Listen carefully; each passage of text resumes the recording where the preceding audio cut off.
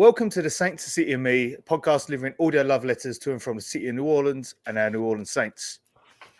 Welcome to a return to the origination of the podcast episode. It's just me and Mike today, and we're just going to talk about our most recent trip to New Orleans. We went over for French Quarter Fest. We had an absolutely phenomenal time hanging out with all of our friends, getting to eat great food, great music, wonderful company. So it's just the two of us. We've got no guest, and we just thought we'd riff a bit and talk a bit about the Saints, because obviously draft last night, but also, you know, when we talk about one of the things we set this podcast up for was to give, or more so our Discord channel, but to give fans who haven't been to New Orleans an insight into what it's like. And I think this will be an episode where we'll be doing a lot of that. So how are you, Mike? Yeah, I'm all right, mate. Yeah, I was, as you're aware, I was up until 5 watching the draft last night. Got a little bit tipsy-whipsy. Fell asleep in the bar. Woke up at 2 p.m. this afternoon. In your Saints pajamas? In my Saints pajamas, which I was still in at 5 o'clock this afternoon, which I don't think the wife was too happy about. But that was because I had to then try and change some names on a flight that we're on tomorrow going to Norway. So, yeah, I could have done without that after waking up a little bit. It doesn't sound like you to do something like that. Look, I was organised. The flights are booked, the hotel's booked, but I don't know. But her maiden name went on the flight, and it was only till when I was online checking in that I realised that. So I had to do it, or else she wouldn't have been able to fly, and I could have went to Oslo on my own. Woo woo. And you would have loved that, because what are you doing in Oslo? I don't really want to say.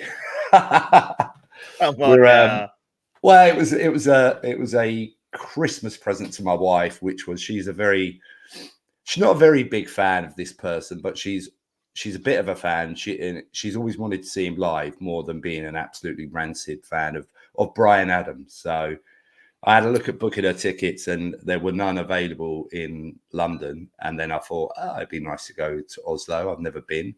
So we're going over to see Bryan Adams. So I'll find myself having bubble guts, and I won't be able to go, and she can go on her own. Bubble guts. Well, yeah. We had plenty of that when we was away. Yeah. Maybe we won't touch on that. Yeah. So that's my day. You were out last night, weren't you? And then fell asleep, and then woke back up for the draft. Well, yeah, I went to a beer festival in London. I go every year. It's called Brew London. They changed venue this year, so it used to be in anyone knows London. There's a place called Printworks in South London, which is a pretty cool venue. It's an old print factory. Was it Tobacco Dock? It used to be in. I've never been to it except Tobacco Dock. I've only been to the one at Printworks. We went to one at Printworks a couple of years ago. Yeah. But this has moved down to the South Bank, which is okay. But it was pissing down with rain yesterday, and it was outside in like tents. So so I went to that, had a few too many strong beers, came home, laid on the sofa waiting for the draft to start, and thankfully I set an alarm on my phone, and I woke up just as the Chargers took Joe Alt. So okay, obviously I missed all the boring picks because they were all obvious. We knew they were coming. But woke up just in time to see the Falcons fuck about, and well, maybe they'll find out. I mean, the pick was surprising enough, but the fact that sort of very quickly it became apparent that they hadn't even bothered to tell Kirk Cousins they were doing it until they were actually on the board I found that remarkable. I mean, look, no, we don't know what the extent of Cousins' injury is. We don't know what his recovery is like. So they were probably thinking, well, we're going to have to try and get a suitable backup in case he has to start.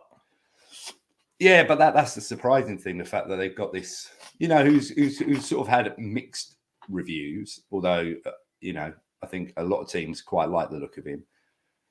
But it doesn't matter. I mean, no QB is guaranteed. It doesn't matter if you're Caleb Williams. Doesn't mean you're going to be something. So, yeah, they've taken a punt. It was good for us because it then slightly, I think, shifted the remainder of the draft a little bit. I think that was the one that threw it. I think that threw the draft out a little bit. I think everyone was expecting him to take Luatu or maybe Dallas Turner.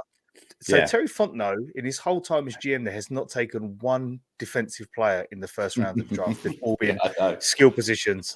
It's like like playing Madden. I think it's like I don't need a defender. I just get another wide receiver or a tight end or running back and see where we it's go. not quite the same, but it's almost the complete opposite of the Saints in recent years, where obviously we've taken Olave and stuff, but we tend to go down the defensive side. But anyway, we'll see how it goes. I hope it's a massive failure for him. I hope he's absolutely terrible. I hope Cousins doesn't get back, and then they've got to put some really cack-panted QB in as a backup. That'd be wonderful. Love it. Love to see it. Yeah. Love to see it.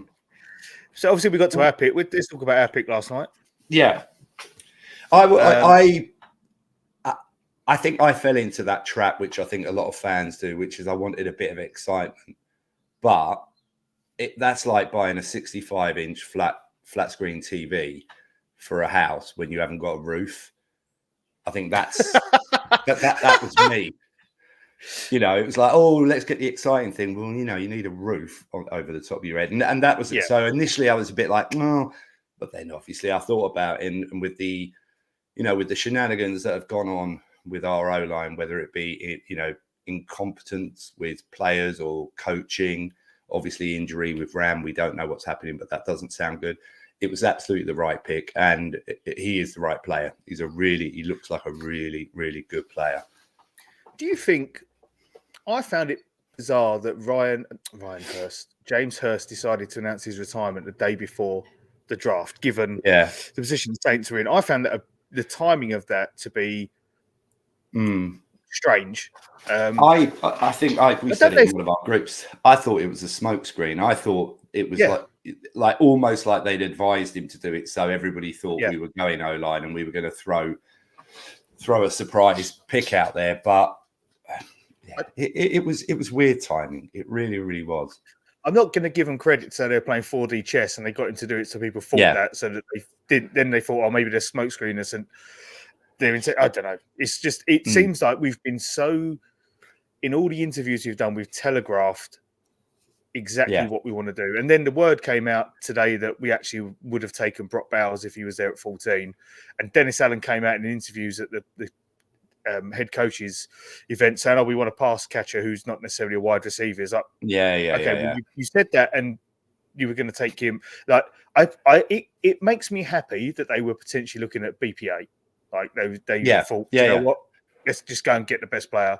Unfortunately, when I picked before, I thought the Raiders might go secondary or something on their O-line, so I was quite surprised. But fair play to the Raiders for, you know, being ballsy and going, no, let's go and get him. You know, they got Myers last year, and they've gone, no, we'll double down and get the best player that's in the draft.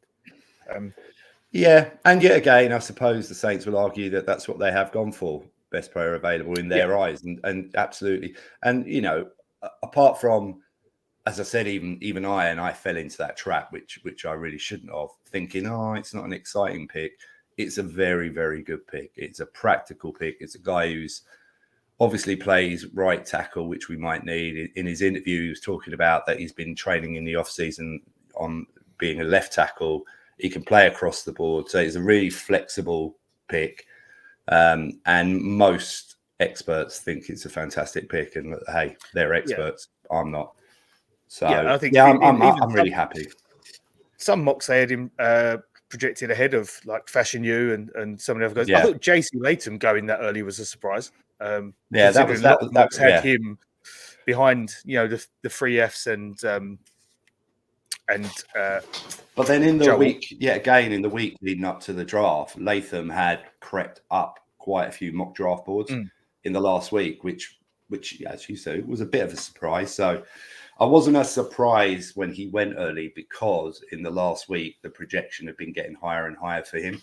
I was still a little bit surprised, but And those teams that there's almost like it's not like a premium, but there is an element of, if someone is in the trenches in the SEC, that teams love that, even if because they're just used to going up against big monsters on the other side of the ball, whereas maybe in some of the other divisions, it's not the same level of quality that they're going up against. So I'm happy with it. I think it's a sensible pick. I think it's an obvious pick. I think it's a pick that had to be done. I know a lot of people weren't happy because it was not sexy, but at the same time, you know, the arguments, that some people have put forward, develop your O-line better and do better training. I suppose the same could be levied against the defensive line, like coach the defensive line up, make them better, get Foskey playing, maybe get Turner playing. Maybe these players are there and they don't need to invest in a defensive player.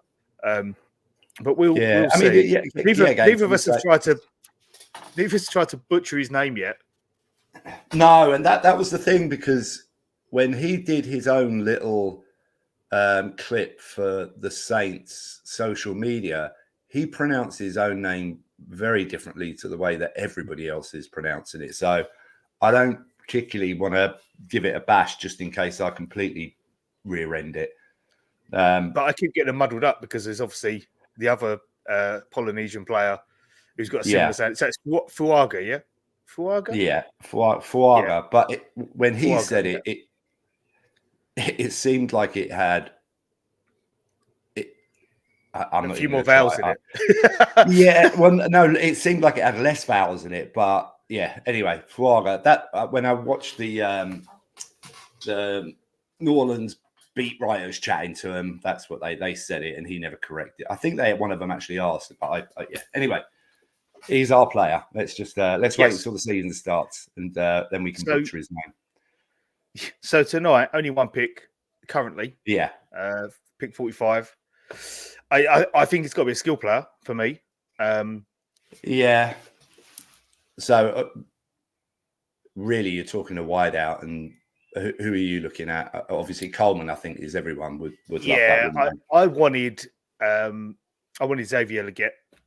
I do, and I will say this: as much as I like him, I think the Panthers have reached, and I also think they've signed him just because he's from the Carolinas, and I think they're looking. That's a bit of a Harry Kane. If anyone listens to 20 It's a 3 podcast, they'll know what we're talking about. There's going to be crossover on this episode between what we talked to.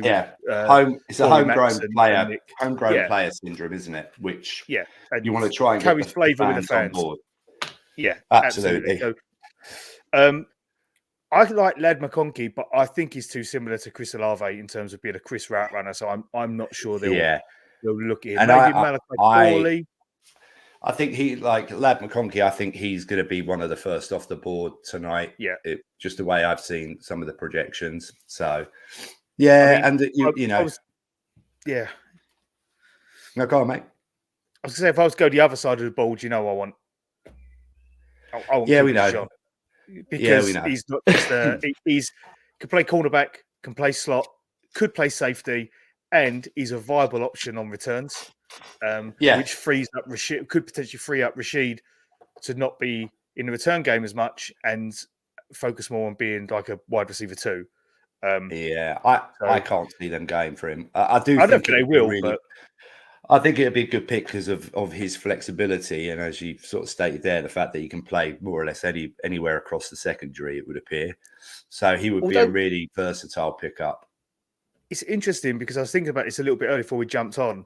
And one of the things that the Saints said was about using more schemes with 3 linebackers on the field. So I wonder whether they're going to potentially drop the slot, the nickel corner, and have Warner or Gay pick up that kind of responsibility. So maybe they won't look at any sort of secondary players. I do like Tyler Nubin, the safety out of Minnesota as well.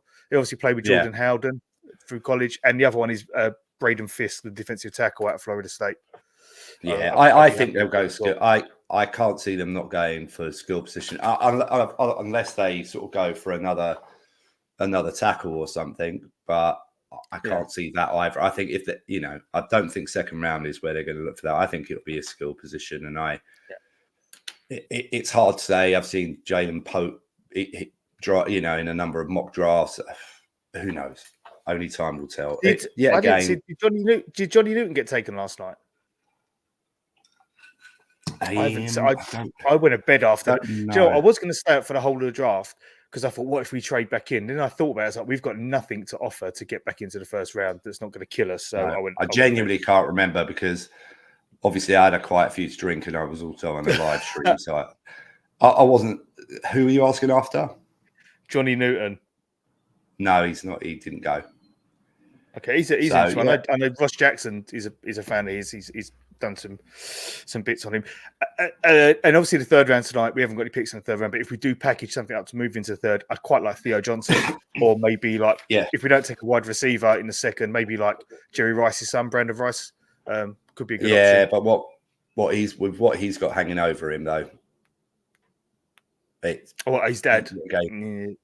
Yeah, pressure maybe. Yeah, pressure. I don't know, but yeah, I do think they'll package something up, and I do think they'll try and get into the third. They can't resist it. They just that's what they do.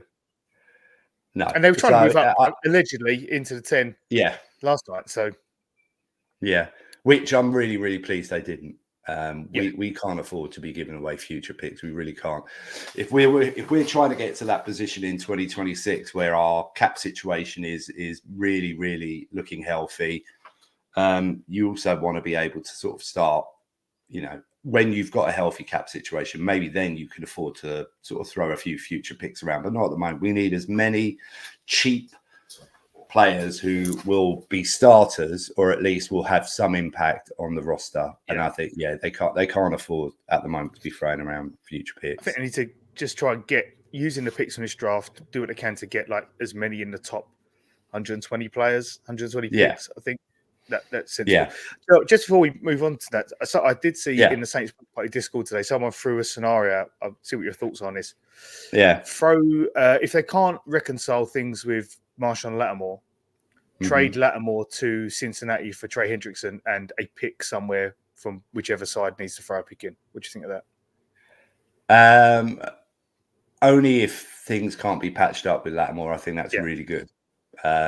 Obviously, I think they'd have to go corner in the second round if they were going to do that. Exactly, because then you're creating, at the moment, you'd be creating problems there for yourself, which actually aren't there at the moment. And again, we can do without creating problems for ourselves, because unfortunately we've got a number of areas where we've got problems.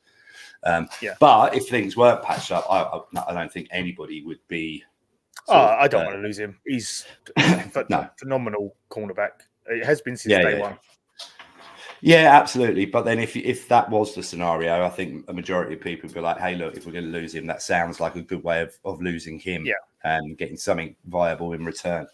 So we shall see. But again, it'd be I won't be watching it tonight because obviously I'm flying tomorrow, so I have to be up pretty early. So are you watching any of it tonight?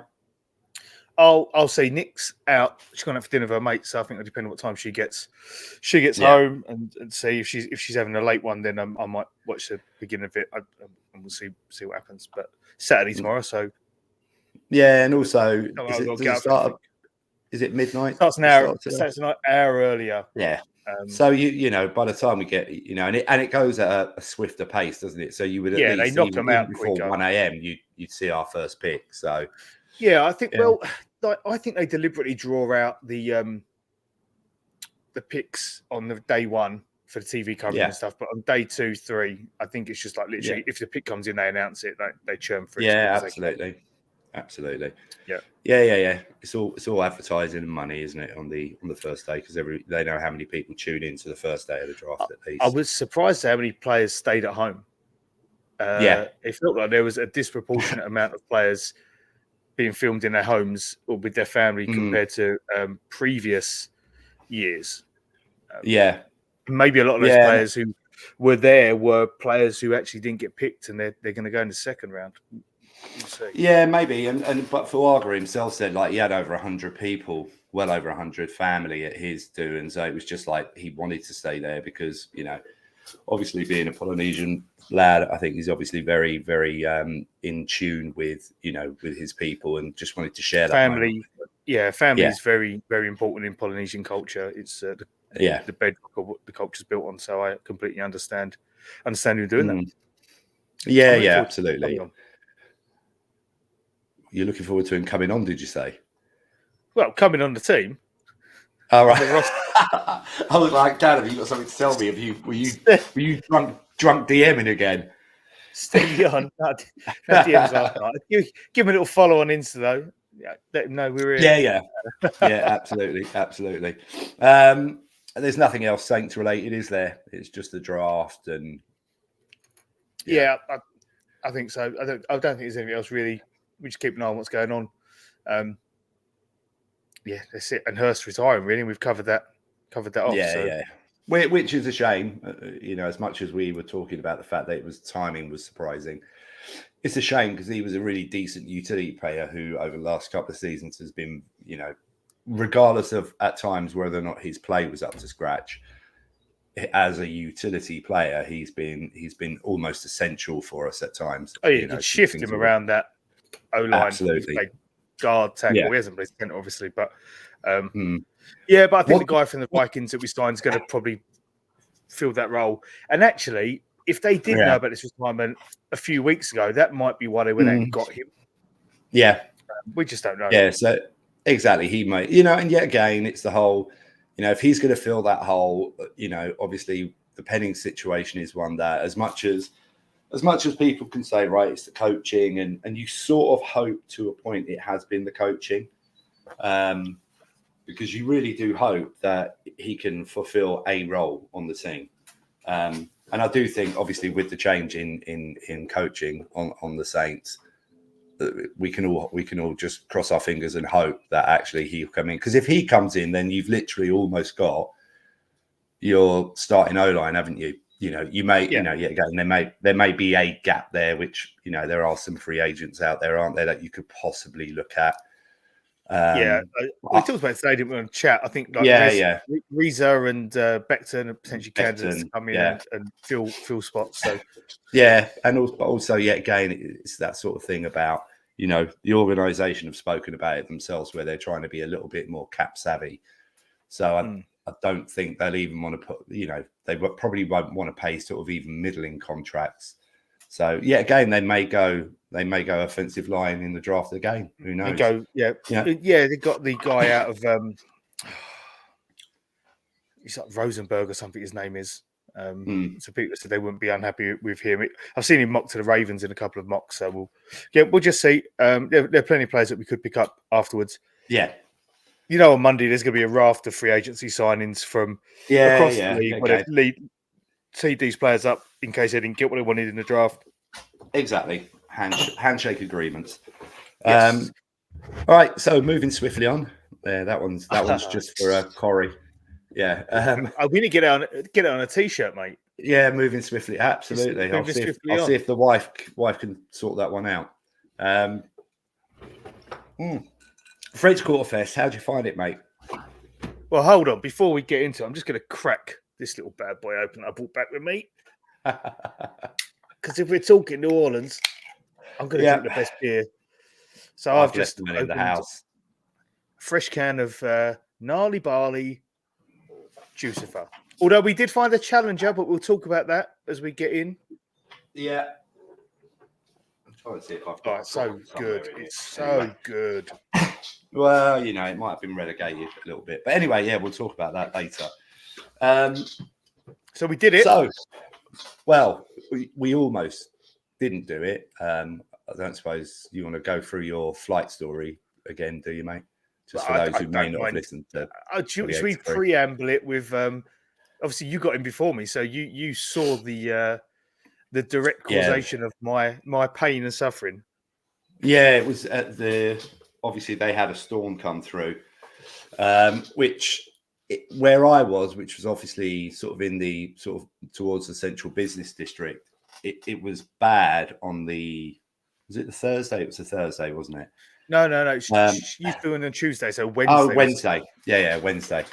And it was really bad. And I had to move hotels because obviously we booked a hotel together. But then when I booked my flights, I couldn't get flights at a reasonable price for the same day as you. So I booked a flight the night before, which obviously even with the addition of a hotel was still a lot cheaper. So I was in a separate hotel for the first night and I had to make my way. And it was only about a block and a half. I had to make my way to the other hotel, but literally, I don't think I've ever seen rain like it. And in that block and a half, by the time I got to my new hotel, I was just soaked through. And the staff at the hotel just sort of ran over with towels and started patting me down. I bet you like that. Not quite. But yeah, so get a towel and give it the old across the back with the arms. yeah. Between the legs. Yeah. I was doing that. Yeah. I just imagine you walking through the lobby with your towel wrapped up and flicked over your head, drying your hair. I should have really just transferred between hotels in a pair of swimmers. That would have probably been better. Well, do you know what? It was obviously I came in a bit late that day, but it's like we talk about seeing the real side of the city beyond Bourbon Street, Yeah. but that was an opportunity you got to see actually how, and I did to an extent, how the infrastructure within the city, whilst these are common events, it just isn't. Not up to task. Up to task. Yeah, and the people, No. I salute everyone who lives in New Orleans who deals with these kind of events, and this was pictures of people canoeing down the street. Yeah. The rain was that deep. It's like nuts. So I came in on that Wednesday. So I flew out of London via Atlanta, and I knew the storms when I got to Atlanta, and I went to check in. I said to the guy, "Is the flight all right? Am I going to be? Is it delayed?" And he said, "No, you're actually you're scheduled to take off 5 minutes early." I was like, "Oh, lovely." So I went and plotted up in the lounge. By the time that you were due to take off, it was lovely weather in the city. It was sunshine. So, and most of the flooding within the immediate area of central New Orleans had gone. Obviously, the rest of southeast Louisiana have been absolutely battered by it. Well, yeah. So, my flight took off early, and I plotted up in the lounge at Atlanta and just had a couple of beers. And then when I got on the plane, we take off, and I noticed that the plane isn't doing its usual route. Yeah. So it's going. It's rather than going down and along the Gulf, it goes up and over. And I can see the storm system out the window. I can see the thunder, which is a bizarre experience, being up there and looking down on the clouds and seeing them flashing like someone's flashing a flashlight. Is really makes you feel quite small as a person, but or as a human.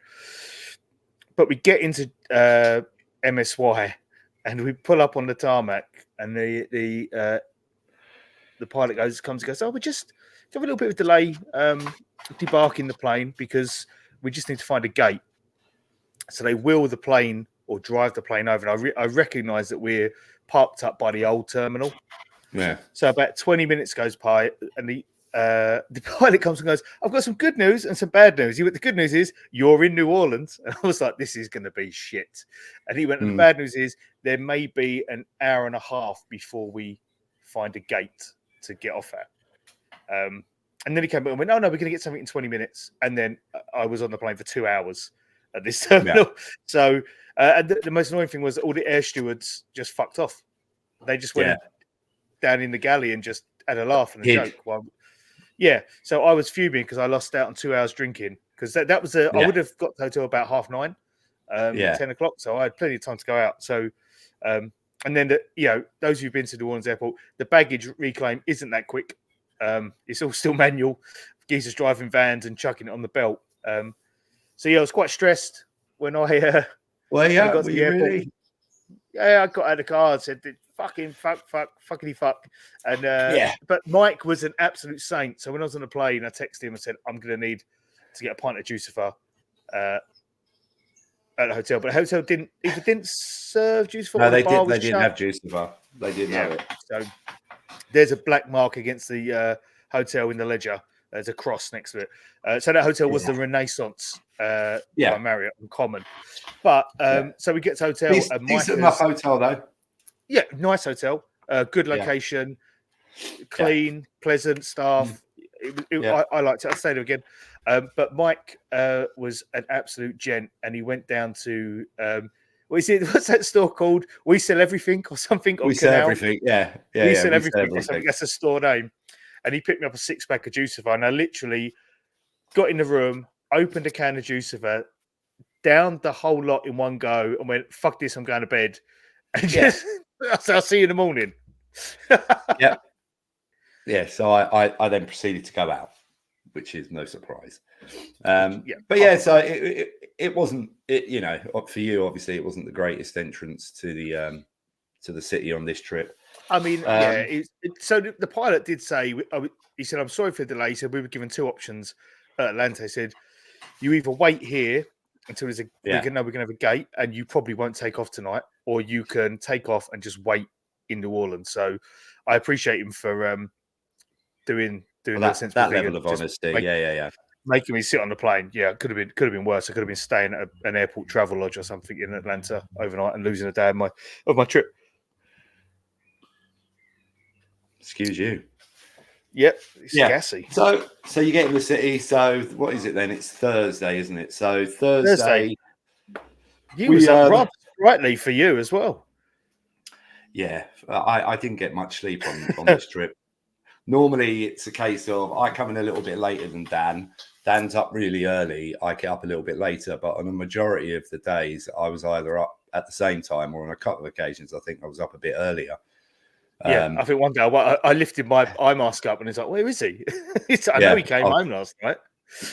Yeah, it's that impact has been felt since I got back, because I've been absolutely ruined with jet lag since I got back. Actually, my jet lag was pretty good this time. Yeah, I'm pleased for you. My standards. Well, I don't want to rub it in. I'm really happy for you. Yeah.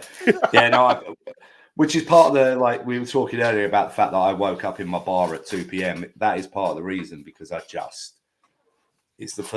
probably the first proper sleep I've had since I got back. So I wasn't getting up for no one. I didn't have to get up, so I didn't get up. But yeah, so first morning what did we do? We decided to have breakfast in the hotel. Breakfast Jackson Square, didn't we? No, we had Jackson Square. Yeah. And that was nice. Start it off. Yeah, I had a poached egg po' boy. Or no, it was an eggs Benedict po' boy, and that was. Do you know what? That was a brave decision for a man wearing a white t-shirt. I thought you were going to say white shorts. White shorts would have been braver. Well, I can't remember what I had there. In your white shorts, you had. Yeah. Oh God! Yeah. We had Bloody Marys. I didn't have an omelette sandwich. Sandwich. Yeah, it was nice. Yeah. It looked all right. Yeah, it was really nice. There was a guy outside playing. He was playing some blues music, and you knew the artist, the original artist, but he was playing Street Busker. He was unbelievable. This guy, his technique on the guitar, beautiful voice, and he was nothing to do with French Quarter Fest. He was just a busker. He was great, and that was absolutely. Yeah, so we gave him a few dollars, and yet again, anybody who ever goes over, you see these street artists, give them a few dollars. You know what I mean? They got Venmo as well, so yeah, they have. Times have moved on. Yeah, we don't do it Venmo us UKers, do we? No, we should have Cash App or Venmo, because I have to use PayPal when I send money to people in the States, and same here. It works, but we had a bit of a crisscross on Thursday. We went to Algiers. Well, my first time in Algiers. We went over to see Mario. Friend of ours had got us in contact with a very good friend of hers, and he was going to sort of source us some VIP wristbands, wasn't he? So he'd already been over to the quarter, and he'd gone back, and he lived in Algiers. So he just got in touch, and he was like, what you guys up to? Do you reckon you can make it over to us? And obviously, because he was doing us a favour, me and Dan were like, of course. And Dan's never been over to Algiers, so we thought we'd pop over there. That was as windy as fuck, wasn't it? I was wearing my new. I bought on my birthday this year. I bought myself, or my kids bought me, or gave me the money to buy a nice fedora hat, a Stetson fedora hat as well. So I was loath to lose it, but that wind that morning over the other on that bank on the Algiers side, on the Algiers side, it's fucking hell. I was like, in the end, I took my hat off. I said, I'm going to hold it. It's just I don't trust it. Yeah, and we weren't nice little part of town over there. Yeah. And I know when you go over in December and Jan, you maybe explore that a little bit more when you're there with the wife and kids. Yeah, so we went to Mario's house. He gave us the directions. Went to go into his courtyard to knock on the door, and then two dogs came out. You shit yourself. I'm not bad with dogs, but I just literally turned around and went, I ain't going in there.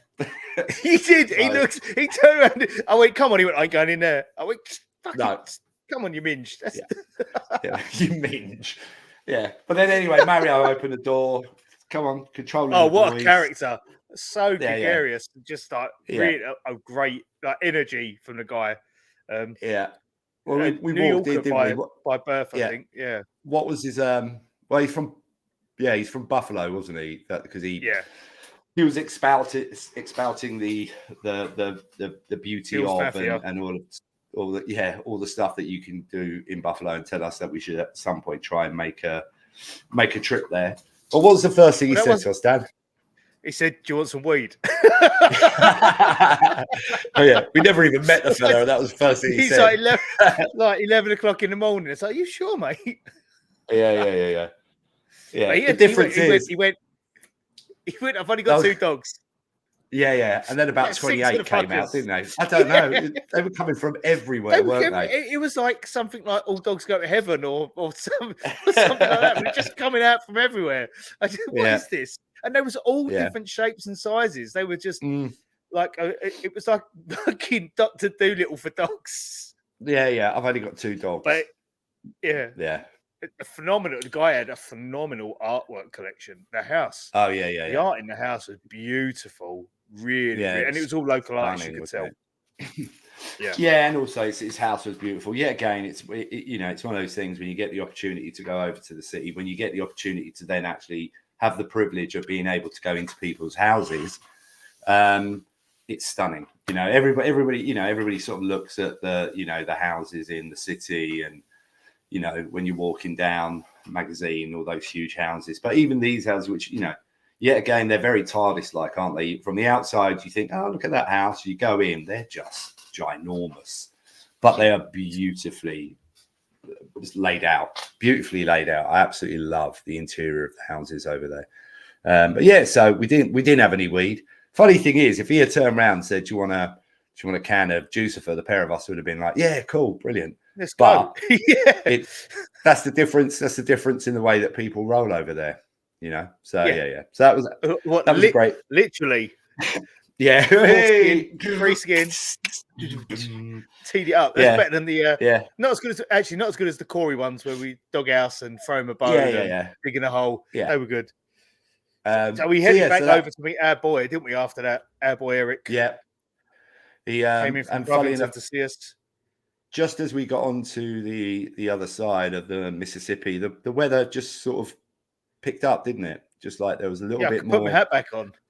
Exactly, a little less wind, a little bit more sunshine. Went back. Eric messaged us and told us he was in the Aaron Rose, which was obviously music to my ears. So we went there and we met Eric. As typical Brits, we were wearing shorts and t-shirts, and the locals were wearing like jeans and like flannel shirts and stuff like that. We're like, no, we'll soldier through. I'm on my holidays. But it was a very worthy decision, because later in the day the weather really did turn, didn't it? So it was really beautiful. So yeah. Are we going to go down this route where we're going to have to admit about our failed memories? Because every single time we were around people, me and you both couldn't remember people's names. I still don't know Eric's mate's name. I don't either. Like every single time we met someone, I'm a bit older, and my memory, for various reasons, is a little bit stale at the moment. It's because I don't have enough information plowing through it. That's all down to me. But every time we met someone, I was like, I can't remember the name. Oh, it'll be all right. Dan's got a good memory. He'll remember the name. Literally every single person who I couldn't remember the name of, you couldn't remember the name of. And it just becomes embarrassing. We sat with Ross waiting for him to call his girlfriend by her name, and then we wrote it down so we didn't forget. Wrote it down phonetically as well. I put it on the notes on my phone, didn't I? It was like, right, we got that one. So now, literally, if you ever meet me, if you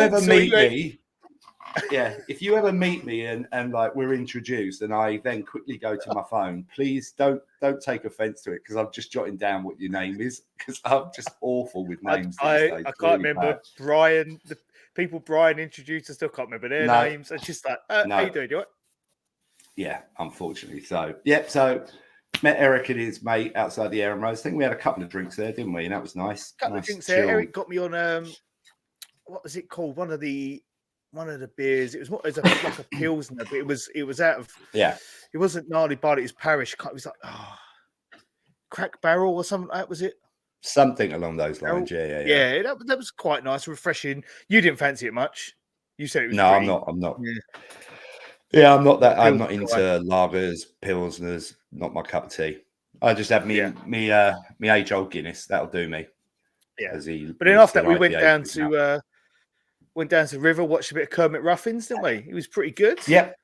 Some drinks down there. We was hitting the Abita, the blueberry wheat Abita, which I believe is going to be the Hold the Mayo rebadged beer.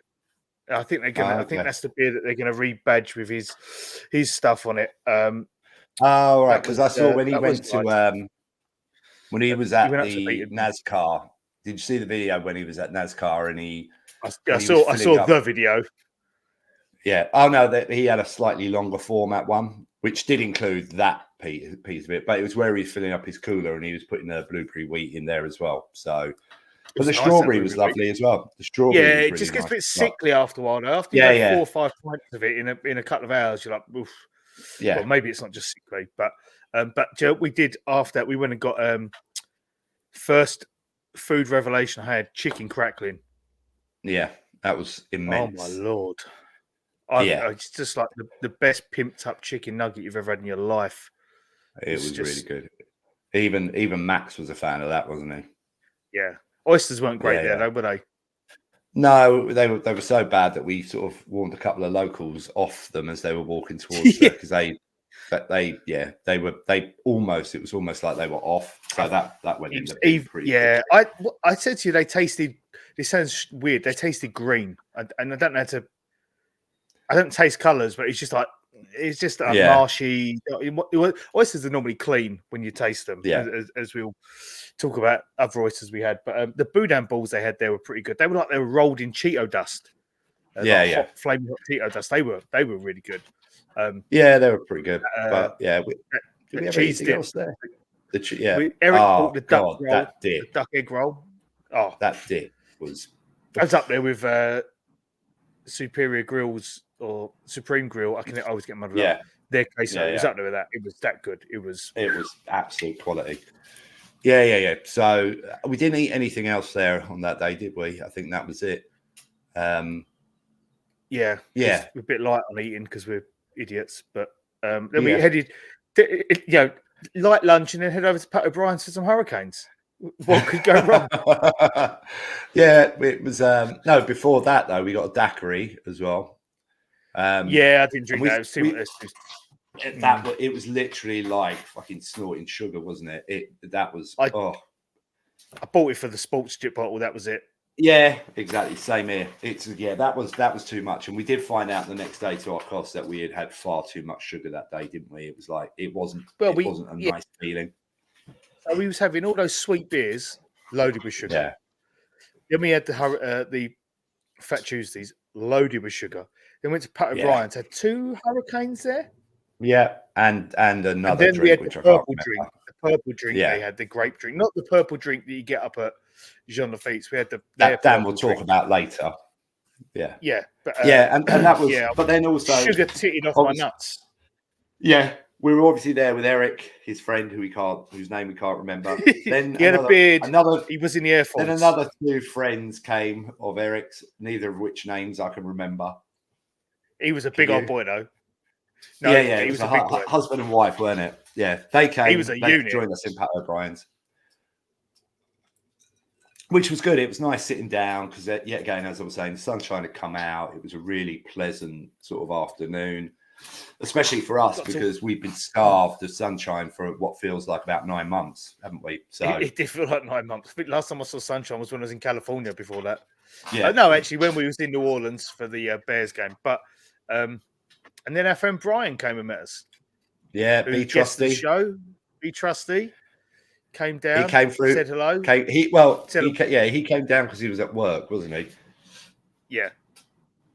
Came through. So I'm going home, getting changed, and I'll meet you. Yeah, and he was a man of his word because an hour and a bit later he was back with us, wasn't he? And in an hour and a bit, we got to watch Eric ask every person that walked past if that was their money on the floor. Yeah. which is just childishly embarrassing after a while. And childishly funny as well, because you let the people go, "Oh yeah." Yeah. Eric taking that from his dad because his dad always used to do it. He loved it though. He did it. He thought it was the best thing ever. Through the quarter. Doing it walking through the quarter as well afterwards. So after that we headed down to see a bit of Big Frida, didn't we? Down in the we did. Brian had joined us by then with his friend whose name I can't remember. Even though we spent Charisse, or was Charisse? I think it was on the pod with him. I'm sorry, Brian, if you're listening. Brian, you'll have to let us know. She was an absolutely gorgeous lady, though. Really, really lovely lady. Yeah.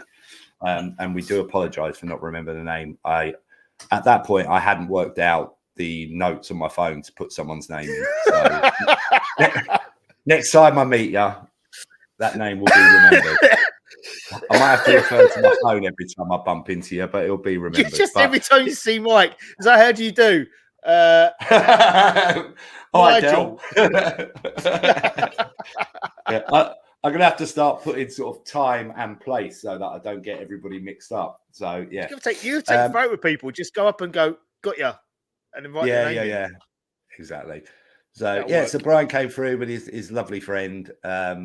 We had a drink at Pat O'Brien's, then we went back, as you said, to watch Big Frida, which is always a pleasure. Yeah, always entertainment.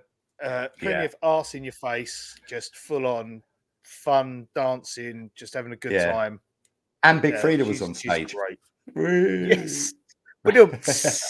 Dad likes a bit of arse in his face. Well, but not when I wake up to yours. So we did that for a bit, and then we went, as we do, we got about a bit, so we ended up in Bayou St John, didn't we, for dinner with Brian and his friend. We went to a place called Lola's. It was just on Esplanade. It was a beautiful spot, oak trees everywhere, lit up, really, really nice. Yeah, really lovely. Yeah, that was couldn't have the paella though, could I? No, it was a couple of hours. He said your paella will mean your food comes up 40 minutes later than it's supposed to. I was like, do you know what? I'll have the lamb. Yeah, I just had the lamb. But it was a really lovely spot. We've been to that area before, haven't we? When we were at Jazz Fest, when we went over this time last year. When we went over to meet Max. So yeah, it's a lovely area. Just as you say, the oak trees all lit up, all outside dining. Really, really chilled environment. We were there for a couple of hours, weren't we? Which was really, really nice. It was that nice little period of downtime after the first day of sort of fairly hard drinking and entertaining. And it was lovely. I think I had the pork, which was really, really, really good. And then Brussels. Everyone in New Orleans loves Brussels. Yeah, and they were great. Understandably, they're so good over there. Yeah, and then it was then Brian offered us a lift back to our hotel, didn't he? No, he didn't. You see the old noggins go, mate. We went to Whiskey and Sticks for a beer. Oh, shit bags. We met Brian's friends. All Brian's friends. Yeah. And that was great because that was like a local neighborhood bar. And do you know what? I don't know if you realized, but that was actually on Bayou Road, which obviously we've seen the videos recently with talking about the history of Bayou Road and it being the oldest road in the city. That was I didn't realize that until the other day when I was looking at my photos, but that was a nice spot. It was all these close friends. And what I liked about it was you went in the bar and on that wall was all pictures of all of them. Yeah. So like a real proper neighborhood joint. It was just like in the 7th Ward. Really nice. All just hanging out with pictures people. of them throughout the ages, weren't it? At different times in their lives. And that it was so chilled in there, and the people were so accommodating and lovely. These two sort of middle-aged Brits turning up, dressed for fucking French Quarter Fest in there. Yeah, bright garish shirts and shorts, but they couldn't have been more pleasant and accommodating to us. It was lovely. It was a lovely, we even had a British accent off, didn't we? With one of the women there. She was trying to do her best British accent. She was pretty good actually. I'd give her a due. She was all right. Yeah. And so good spot. It was a really, really lovely spot. And yet again, hats off to Brian for being a really, really brilliant host to a couple of lads going over. He actually bought us dinner as well, didn't he? Yeah, he did. Which, again, I can't say enough about him. It was the fact that he took it. I mean, we know Brian does that because obviously we've had Nathan on the pod, and he was exactly the same with Nathan. And Brian is just that type of person. It's like he'll go out of his way to sort of show you a good time and just show you something different, which in itself is lovely. But yeah, that was a really lovely evening, full of laughs, full of full of interest. Driving back through the city with the windows open, singing "Return of the Mac" at the top of our voices. There is a video evidence. There is. And people joined in as we went past them on the streets. It was brilliant. I didn't get the video of people joining in on the streets, but every time you came to a set of lights, just roll the windows down and everybody's dancing and singing "Return of the Mac" back to you. Yeah, but Brian knows everyone because like the next day when he came and met us, like every time someone walked past, he went, "Oh, how you doing?" And like, he was just talking to everyone. It's like it just shows it's a big city, but it's a small town. Because a lot of people know people. It was a glorious day the next day, wasn't it? Or the Friday, it was so hot. Yeah. Walked up to the day Friday. Yeah, fucking, I'm gonna have to coach you through notes. I did, but I didn't put down any notes. You've got your notes in front of you dickweed. So on Friday, I said, let's go to the Pell shop. And you went, it won't be open. I went, no, it says on the website it's open. I said, and if it's not open, it says the Saints store's open. So we truck up to to the smoothie centre, fucking shut. Yeah. Walk across to the dome, shut. So, literally, the last 3 or 4 times I've been to the city, I haven't learnt my lesson yet because each time I'm there, I think I'll take a walk up. It says on the website it's open. Not one single time has it been open when I've gone up there on my last 4 visits. Do you think they see you come in and they shut the blinds? It's a fucking British bloke from that podcast. Quick, shut the blinds. That British bloke who spends money when he's over there, much like yourself, Mr. Harper. We spend money when we're over there, But there are reasons for it. They've obviously got their opening hours and stuff. But I really wish the website wouldn't say it's open because you thought, I didn't fall for it this time. You did, but I tend to fall for it every time. Yeah. So that was after the night before, obviously with the jet lag, and the sun was absolutely screaming at us, wasn't it? Walking up there and walking back, it was like, that felt like quite hard work. Let's go back to the room and just get some aircon. But we didn't. We went on down to. So we on the first day we got to. We saw the stages that we saw, and we said, "Oh, this is it." Yeah. And then the next day, we walked up to the French market and found like 4 more stages that we didn't even know were there. That's around the Jazz Museum, weren't it? Which and yet again, that was up there. That was a little. As well. They were good stages, good music on them, and just the layout of those was really good as well. Yeah. Also for us pasty Brits, there was times for you. There was enough sort of speckled shade for you to sit in, which was lovely. But no, again, it's just that it's lovely to just be able to walk and stop and then just maybe take 10-15 minutes just to listen to some music. I can't recommend French Quarter Fest highly enough for people because it is just it's free, which is unbelievable. 2, it's local acts and they're really talented bands and artists that you have on. But it's just the accessibility of being able to walk around and meet people in different places. Yeah. And so I'm going to be at this stage and someone can come through, meet you, spend an hour with you there.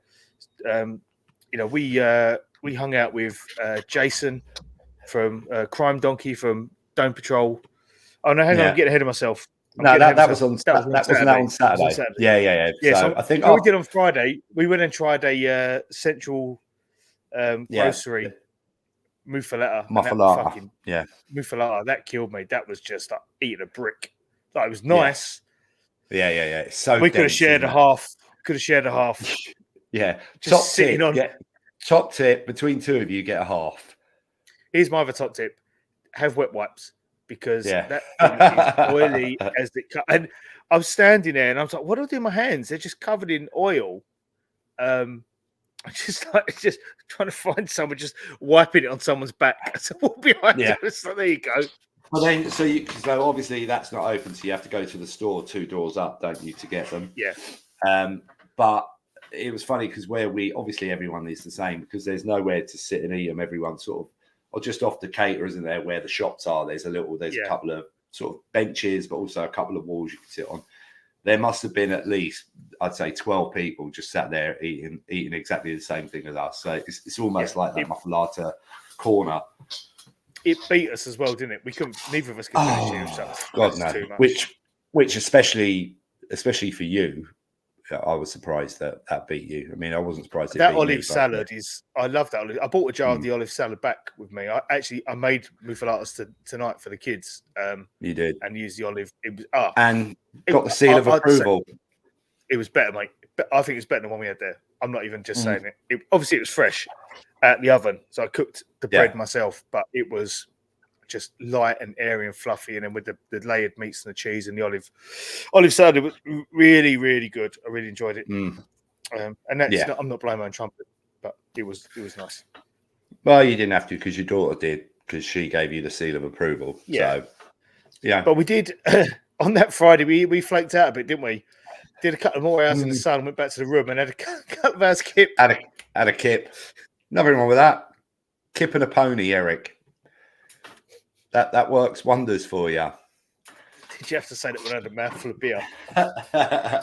But again, it is that thing. It's and there's no harm in doing that because it absolutely worked wonders. It wasn't a very long time that we were in the hour and a half hotel. Yeah, but also, and yet again, when you've gone over there, and obviously we drank what we drank the night before. We walked a lot on that Friday, and the sun was absolutely beating down. And the thing about it is that obviously as Brits, we're not used to that sort of sunshine, especially at the moment. But it's no different when I go away on holiday with the family to somewhere sunny. It takes you a couple of days to acclimatise to that heat, especially if you're coming from the type of weather that we've had. So I wasn't surprised that we sort of flaked out. And my old bones, mate. I'm getting old, aren't I? My old knee was gone. You feel it. He's laying in bed like, oh, my knee. Ah. Yeah. But, these some anti-inflammatories.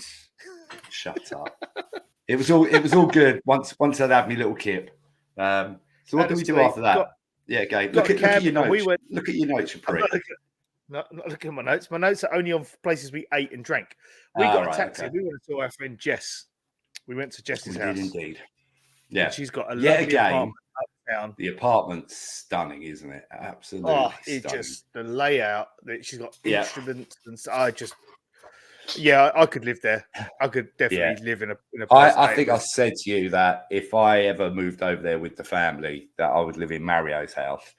If the wife ever divorced me and I moved over there, I would live in Jess's house. It's just sensational looking place. Yeah, the layout.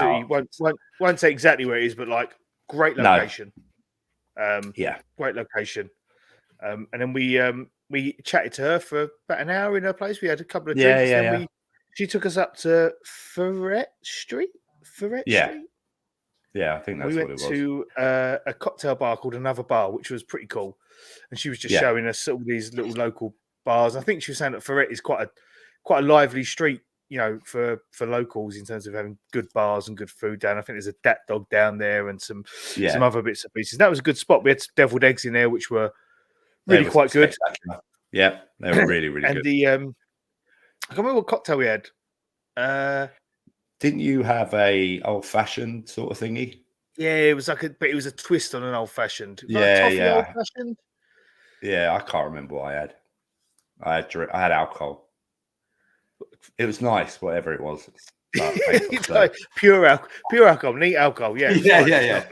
It burned. I couldn't feel my mouth. We had that later in the week, if you remember. Later in the week. Yeah. And then we it's just a nice part of town to visit. I hadn't been over that part of town before. No. Definitely somewhere I would say to people, if you want to try somewhere a bit different to go good bars, good food, but away from the hustle and bustle of just generally that part of town. We went a couple of times uptown this trip, and I really enjoyed every bar we went to. We'll talk about some of them in a bit, but we made our way back down and ended up at Superior Seafood Grill and Mike's. Probably, I reckon Mike's best meal of the holiday because he was ecstatic to get his charcoal oysters.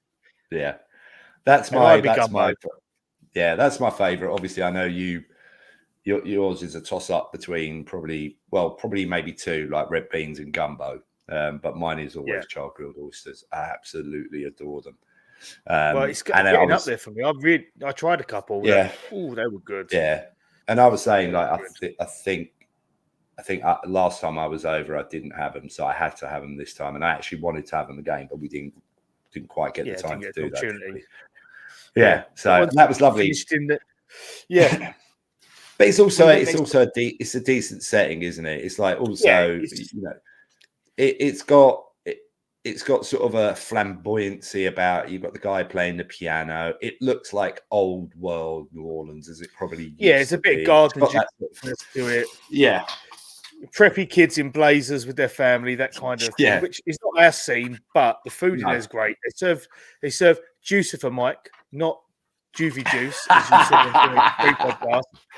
On the 28th, when I listened to the 28 to 3 podcast, I was listening to it thinking, you're actually quite pissed on that podcast, weren't you? Because I've listened to myself and I was quite, not slurry, but I was quite elongated when I was talking. And I don't necessarily think it was, I was just pissed because we'd all had the same to drink, hadn't we, during the day?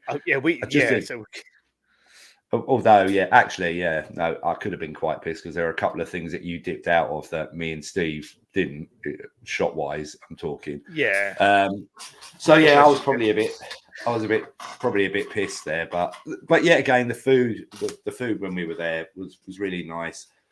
You know, the service is always good. You know, we've been there a couple of times, but we've only eaten there once, haven't we? So yeah. But it was nice. And then we went next door to Fat Harry's, which our boy Corey says that's a place he used to go to all the time. That was a great little dive bar.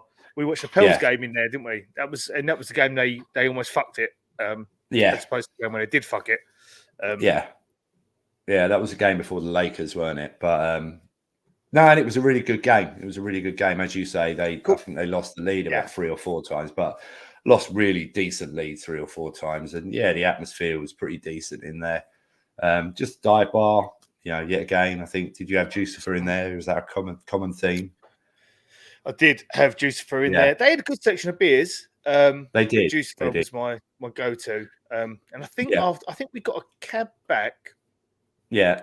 We ended up in the little bar on Graveyard, and it was just one drink too many. And I was sitting on the stool, just rocking. I said to you, I think I need to go back. I left like half of, because everyone do bottle beers in there as well, don't they? So it was like I had a purple haze. It was just know when you're trying to drink it and it's not going, and you're forcing it. And I was slurring. I was like, And you said I'm going to stay out, and you fucking came back 20 minutes later. There's me, Billy Big Falls. It was like, all right, mate, you get yourself off home, and I sat there and got another purple haze. And literally the same thing was happening to me, except I was on my own. I was just like, oh, God, what am I doing here? But you got Brothers Chicken on the way back, didn't you? And found out how fucking miserable Brothers Chicken staff are. They are. I thought, we walked in there and there's me thinking, like, I saw them serving other people and they were so fucking miserable. And I thought, maybe these are people they know, and maybe like they give them lip, or maybe they're not, too courteous themselves or so. And there's me thinking, I've had a few drinks with the old British accent, a little bit of charm, throw a little bit of charm away. So I go up and I'm like, oh, good evening. Yeah, I'll have dinner. Fuck me, they are. Honestly, I thought they were going to spit on me. Sorry to trouble you. May I have some finest fried chicken? So, I went up and I didn't get the response that I thought I was going to get. I literally thought someone was going to slam my head into a fridge. But did you sit on the curb and eat it? Did you sit on the curb? No, I went into the hotel. Yeah. I went into the lobby Didn't in bring our it out to the room hotel. though, did you? You would have woke me up if I No. smelt that. I'd have been like, Yeah. No, I actually wanted to have it just sort of so I could tell you that I had it to piss you off a little bit. motherfucker. I know it was, but it was yet again. It was required because I think a couple of occasions when we were out and about, we weren't brilliant with our eating at times and stuff. So no, but yeah, it was really lovely. And that day, yet again, different type of day, but it was really a really enjoyable day. It was yet just again, get great meet to good people. finally meet Jess as well, because we talked to Yeah. her quite a lot on like Instagram and stuff, and she's just such a wonderful human being. Inspirational I've got person, so much Jess. time for her. Inspirational and such a, regardless of everything, such a a positive outlook on life, regardless of her personal situation. She's just has all the right views and outlook on things. I just think she's a wonderful person. And we'll be seeing our girl at the beginning of July when she she comes to over. London. Yeah, Arcade Fire playing live at Brixton. She's coming with, so that'll be cool. But to be fair, Friday wasn't the only time we saw her. No. She took us on a magical mystery tour on which Monday. We will get onto. Yeah. So Saturday was all about French Quarter Fest. We went down there. We met. It was like a who's who. It was a who's who of who we know. So first rolls up Jason from Dome Patrol Podcast, Crime Donkey, comes up. Really I just heard him go, do you know what? You can tell you're Brits from a mile away. We're sitting all pasty with our beers. Jason sorted us out with Pelicans tickets for the game against the Lakers. Absolute superstar. He could have sold them for ridiculous amounts of money, but he looked after us. Absolutely. Such a cool guy. I met him in London. We met him in London when he came over for the game. We spent time with him, but didn't really have time to talk to him because there's so much going on. And then obviously when we came in November, I was absolutely annihilated on the Sunday, so I didn't get a chance to chat to him then. But we spent like a good hour and a half just chatting with Jason before anyone else came. And he is an absolute superstar. Top guy. Really enjoyed his company. Took him some scampi fries, which I know he loved. We're turning him onto the British pub snacks. Then Brian came through. Corey and Max came. Corey brought his little girls with him. Max came with Alex, his wife. Brian brought a friend with him. Then the one and only Ross Jackson. We see him. He's standing by the river. He's with Kat Terrell. Couple of Ross's other half and her friend. So we get chatting to them for a little bit. Everyone's sort of mingling, going to get food, going to get drinks, coming back, chatting, just really flowing around. And just that's just the beauty of French Quarter Fest, where you can just it's so easy to just hang out. And you're right. That's the brilliance of it, because I think you touched on it before, Dan, when as much, and I'd love to be over there at the moment for Jazz Fest, but not only that, also the draft parties that Ryan and Adam are having. But the beauty of French Quarter Fest is if you know people in the city, it's so easy for them to come through and see you, because A, they're probably going to a bit of French Quarter Fest themselves, and B, because you don't have to pay, because it's all open, it's easy to arrange to meet people, and it So we also took SaintsCityMe t-shirts out with us that Mike's wife had made. Yeah. So we sorted out everyone, although we did unfortunately lose two of them in a drunken haze on Saturday night. We had two t-shirts in a bag, which the bag didn't make it back to the hotel. So if you see some random blokes walking around in New Orleans just chilling, wearing SaintsCityMe t-shirts on the chest with the logo, they're probably and they look like two larges. They probably should have been Max and Nick's. Some hobo or someone's walking around them. But anyway, it was so cool just to hang out with people, and people were coming through we didn't even know, who Ross would know or Brian would know, and he was just introducing us to people.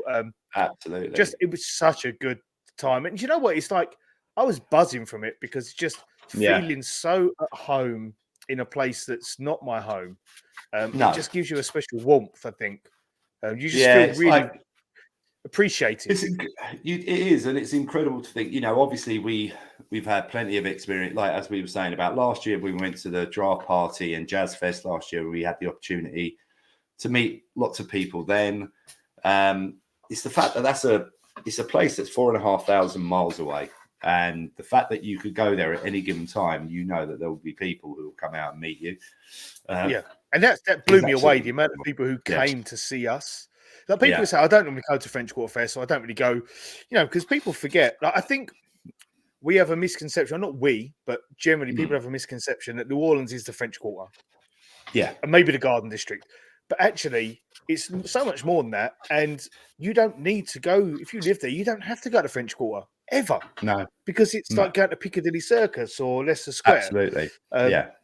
So you forget that these people aren't going up. Me and Mike don't go to central London and hang out in Leicester Square all the time. We'll go ever. We'll go to like King's Cross or East London or places Camden, like that. We won't necessarily go to Camden. Yeah, even at Camden's a bit touristy, but absolutely. We'll go to places like that. So it's quite humbling for the people who come out to see you and spend time with you. And it's like, I know it sounds stupid because ultimately, like someone like Ross, he's just a journalist doing his job. But people know who Ross is, and he comes over and he gives you a hug, and he's like, "How are you?" and "Good to see you," and things like that. It just makes you feel so welcome. In a place that we've almost adopted as our second home, really, I suppose. Without a doubt. Without a doubt. Fair comment. But then we went. Ross and Kat and Ross's other half and a friend, they went off to get some food, and we went and met them, didn't we? I'm gonna absolutely murder this. Paychards, maybe. Paychards,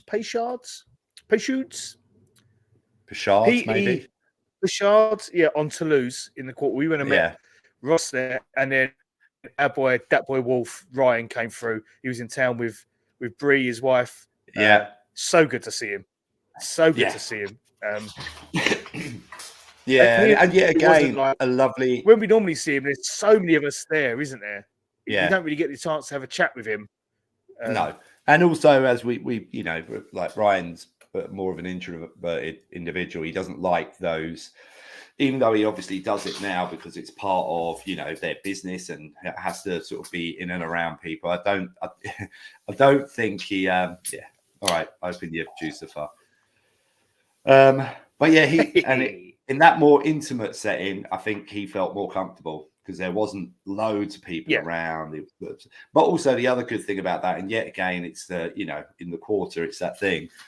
Obviously, you're at French Quarter Fest. It's busy, it's lively, it's music, there's noise, there's whatever, and then obviously we go to meet Ross and Sorrel and Kat and they yes, you got it right, but you didn't get your phone out. You didn't get your phone out. But also, I'm so proud of you. I'm so proud of you. Thanks, Dad. That was, but that was that was in a courtyard in a more intimate setting where you literally, even though you're in the quarter, you could have been a million miles away from the quarter. So obviously, the other thing that people need to know is even if you are in the quarter and you do the hustle and bustle is a little bit too much for you, just have a quick look on your phone and find out where there's a courtyard and just go there. And again, really chilled, relaxed environment. Really, really. And it was great just to chew the fat with those guys. And lovely to meet Kat as well. Yeah, I've never met Kat before. She was really cool. No. Absolutely. But obviously I can't remember them fully, but just like they give you the odd little anecdote about the team or something that's happened. Or not actually, to be fair, they were telling the stories that weren't necessarily about the team or players, just about their experiences as reporters covering the team and things that it being happen, in and around. Forgetting to film a video that was needed for some content and having to do it somewhere else, and just like stupid things that were quite funny for us to hear them. And just like every so often Ross just getting a call and going, I've got to take this. And you just like, do you know what I mean? It's like these things you assume that take place for those guys as writers with their sources, but seeing it in action is pretty cool. And Ross is a diamond. He's been, we say this all the time, he's been our biggest supporter since we started doing this. He wore our T-shirt on his show the next day that he did. Just top guy. He is top guy. Absolute diamond individual. Really, really good man. He is. Really good man. So after that, we went and got some po' boys, and you introduced me to Killer Po' Boy for the first time. Yeah. Oh my fucking god!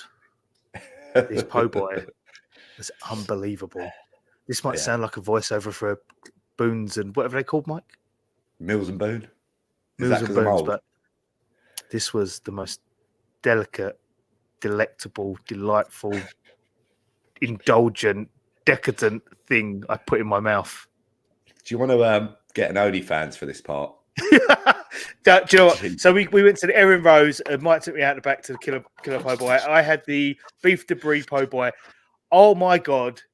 I've got a video of me trying it, and literally the eyes rolled back into my. That might have had something to do with the amount of alcohol that you'd had previously. Maybe, day, but it was an absolutely amazing po' boy. Something. Beef debris is obviously familiar with me to a po' boy, but the different vegetables and things they put in there. You had the pork belly. I had a bite of that. Equally as decadent as the. They're good. And literally, I think the next time we're over there together in the city, I think literally all we should do is a po' boy tour of the. We got to go Parkway.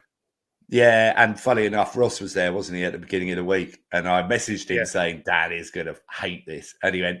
Yeah, he's just sent me the fire emojis. It was like, I know we definitely got to do that. There are a number of places, and yet again, this is the beauty. A couple uptown I want to try. Absolutely, but that's also part of the, and it's a great problem to have, is when we go over now, because obviously we arrange to meet so many people. There are quite often times where you haven't got enough time just to yourself to actually maybe go and do those things. So I think next time we're both in the city, we've got to put a couple of days aside where it's just us going out to these spots. Po' boy, lunch po' boy, dinner po' boy. Yeah. We'll have a po' boy day. Not on a Monday, though, because that's Red Beans Day. Yeah, all right. Yeah, I know that, mate. And we have red beans on Monday, but we will get to that, won't we? Yes, we did. So I don't know what we did after that on Sunday. On Sunday. On Saturday, no. Oh, we was waiting for Steve to get in. Oh, that was it. I think we carried on drinking, and then we went back to the hotel, and I set my alarm for midnight to get back up to go out to meet Steve. Yeah. And then I was like, nope, I'm staying. Nope, not happening. Yeah. So I think my alarm went off at midnight, and I think I fucking snoozed it until about 1:45, and then somehow dragged myself out of fucking bed and went to meet Steve. And it was great. I mean, the Steve story is just unbelievable. Getting there, a bit of a. Yeah, he's there. He's a big Pels fan, Steve. Probably at the moment, I think he'd probably agree. Probably more of a Pels fan than he is a Saints fan, but still a Saints fan. And obviously, with the Pels getting on the cusp of being in the playoffs and the big game against the Lakers on the Sunday, I think it was on the Thursday night. I think he was getting It would have been Friday, because that's when we was in Fat Harry's watching the game. Yeah, so it was Friday. He's watching the game at home. He apparently been to Spain for 2 weeks, drank quite a lot, decided he wasn't going to drink for a while. Got to Friday. The Pels game, I think, was on at it was probably about 2:00 in the morning, I think.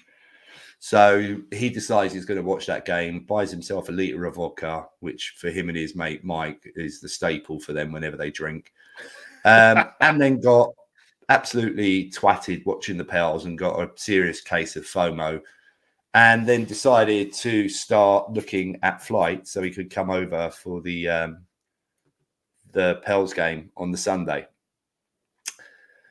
Got in touch with me and Dan, said he was thinking about it. He was like, yeah, try and get over. Really lovely. Then phoned me up and said, look, are you sure you don't mind? Because I don't want to be sort of infringing on your trip away. But me and Dan had said to all our mates, come with us when we first decided we were going to go. So that was never an issue. And then he couldn't get someone to look after his son. So at that point where it looked like he wasn't going to be able to make it, me and Dan then started sending him loads of photos of the things he was missing out on. which pictures of his favourite bar and stuff like that. absolutely everything. So it was like quite cruel, but anyway, I think that sort of Bullying works. Instigated a fire in his belly, and then he was able to find someone to look after his son, and then he booked the flight, and then on the way to an airport, we're in a WhatsApp group with lots of Saints fans. And I think somebody jokingly said to him as he was about to get towards the airport, "Oh, have you make sure your Esther's sort of still in date?" And lo and behold, his Esther wasn't in date. So he's at the airport. He hasn't got an Esther. He can't travel to the US. So he goes up to United Airlines, explains it to them. They tell him to go over and sit down, have a drink, and then reapply for your Esther. The good thing about it is that if you've had an Esther, when you reapply to extend the Esther, let's say, it's a lot quicker than if you had to just apply for an Esther. So I think he did that, and actually 45 minutes later, it came through that his Esther application had been accepted, but he'd already missed the flight that he booked. But apparently, from what Steve was saying, United were absolutely fantastic in getting him another flight. So he got there I think he got there just before midnight at the airport, and was out about an hour later with me. There you go. So we do. Yeah, exactly. So it's a remarkable little story, and fair play to him for actually really diving in and doing it. So Steve gets there on was that the Saturday night? Yeah, it was, wasn't it? Was, yeah. Yeah. So Steve's there Saturday night. I think me and Steve are out until about 3:30, I think it was. Yeah, he came back. Yeah, and then obviously we're on to Sunday, which is the day of the Pels game. Yeah, what a shit show that was. That was we went down to French Quarter Fest and we caught John Boutte in Jackson Square. We caught up with our buddy Mark, Mark, who you may know runs Grand Up Nola. Sponsors of the Saints Block Party podcast. So Mark and his wife were there.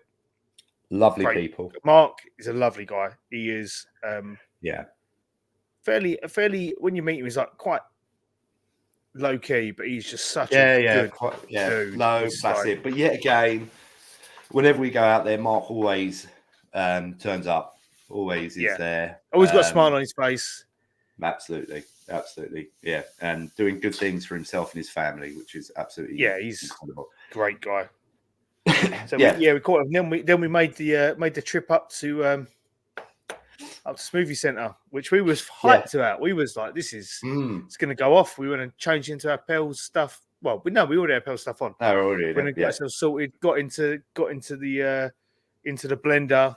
Amazing seats Jason's got right in the corner behind the on the lower bowl, last row in the corner. Stand up when you want.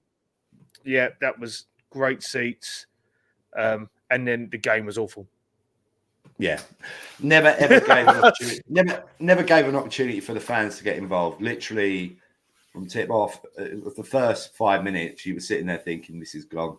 I don't know what it was about their performance, but it was awful. I think at one point, I think in the first quarter, at one point they got it back to 5 points, but literally, I don't think they were ever. After it was 20 points, pretty much. Yeah. So that was an absolute. Yeah. I mean, I don't even really. I'll watch basketball on. I couldn't tell you intricacies of tactics or anything like what each position's supposed to do. And things, but I looked at you and I just went, Dyson Daniels is shit. Why is he guarding LeBron James? He's like, fucking hell. This is awful. But it was never really got going, did it? No, and it was a shame because the atmosphere. It was like men against boys, wasn't it? Really, they looked so big. LeBron and Anthony Davis and those guys. Yeah, prior to it, the atmosphere was really good. You could tell that everybody was really pumped up for it and just wanted to have an opportunity to get really, really loud and have an influence on the game. And it just never came about. It really didn't. Never transpired, did it? No, we were just nowhere near it. And that was a major disappointment. And obviously, it was a disappointment for us. But Jesus, Steve must have been really, really disappointed. He didn't really. And he was even more disappointed when he tried to go in the shop afterwards. And it was shut. Which there's a familiarity to this. Yeah. There's a common trend to the Yeah. They wouldn't let anyone in. No. Do you know what I find weird? Like they've got those skeleton jerseys, which everyone loves, but they only do 3 players in those jerseys. And I really wanted to get a Herb Jones jersey. I'm going to have to DH gate it, but it's like it's so short-sighted. And I think they do the same with the NFL with like specialist jerseys like Color Rush. You have to have like national recognition or something like that as a player to get your name on one of those. It's like why? Just they're going to sell, so people are going to buy them. Yeah, absolutely. I don't understand it. No. But so that was a major disappointment. So we made our way back into town. We went to House of Blues, had a really shit a Beta Amber beer that was disgusting, and we fucked off out of there. Pretty sharpish because it was like, no, this is not good. Made our way up to Jean Lafitte's. Amen, brother. I got my purple drink. Had 2 purple drinks, which brings me on to a question. We put some questions. We asked people for questions for this episode. I got a first question for you, Mike. Question comes in from, just looking on my phone, Steve Hyde, our friend who was with us. His question is, what do cherry bombs taste like at Jean Lafitte's? Mike, what does cherry bomb taste like at Jean Lafitte's? Yeah, again, we've got a video of that, and they are not pleasant. I think that's actually what I said at the time. You bite into them, and instantly it's like, oh, this is all right. Oh, no, this isn't very pleasant. And then you get through that, like, oh, this is not pleasant. All right, but the worst of it is gone. And then there's this aftertaste that just lingers and lingers and lingers and won't go anywhere. It fucking burns. It burns your mouth. So I bought them because I've seen them on a YouTube video.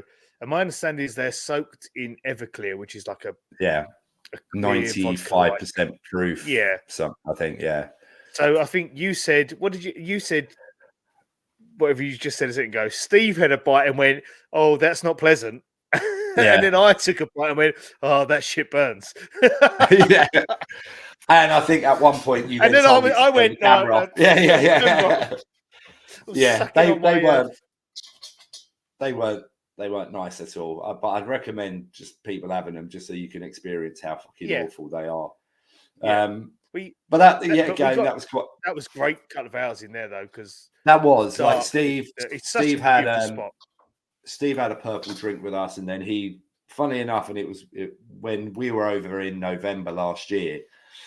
Steve and the guys, especially Steve and Mike, found a band were playing on Bourbon Street. And they absolutely loved this band. The band were phenomenal. I think they watched them for 4 hours when they were over in November. And funnily enough, I think Steve got in contact with one of the guys because I think they exchanged details. And they were playing again on that night. And Steve, that's not really my cup of tea. So Steve sort of said he was going to go down there, and he went down there, which he spent a couple of hours, maybe more than a couple of hours actually watching it. But so he had a purple drink with us. But then it was really nice because obviously when you were over there, it was quite busy, quite hectic. We were doing a lot of stuff, and it was just nice to spend. I think we were there for about 2.5 hours, weren't we, mate? Yeah, me and you just sat there because that courtyard is really nice. It's quite sheltered off. And it gets dark. There, and it was getting dark. They've got nice lights in there. So if you haven't been to Jean Lafitte's, I don't think there's any electricity as such in the building. So they take the power from the building next door, and the power is basically to run the pumps and the daiquiri machine. So there's no other light. Like, there's a guy in there playing piano. It's all candlelight. We was there for a couple of hours. We were just chilling, chatting, having a laugh. It was a really good time. Then we took a walk up. We walked towards Frenchman's, but we stopped in Molly's, didn't we, for a drink? Yeah. And that's where we tried the Dr. Juice, which is clearly a challenger. It's Parish Brewery out in, I think it's out like towards Lafayette Parish Brewing, I think. And they did something called Dr. Juice, which is very similar to Juicifer. It's a nice beer. I enjoyed it. It was good. We had that in there. We saw the guy with the biggest calves in the world. They was honestly like those socks he were wearing were working. Those socks he were wearing were working overtime. They were doing overtime. They were like, Yeah. I took a photo. Then I took a photo outside of Mike sitting there looking like he's picking his nose, even though he wasn't, and sent it to everyone because I'm a bastard. Yeah. And obviously, it goes without saying, throughout all these bars that we're talking about, we slap stickers up in all of them. So there are Saint City Me stickers all over the city. It's not getting us any followers, I don't think. But these are, if you see these in New Orleans, we put them up.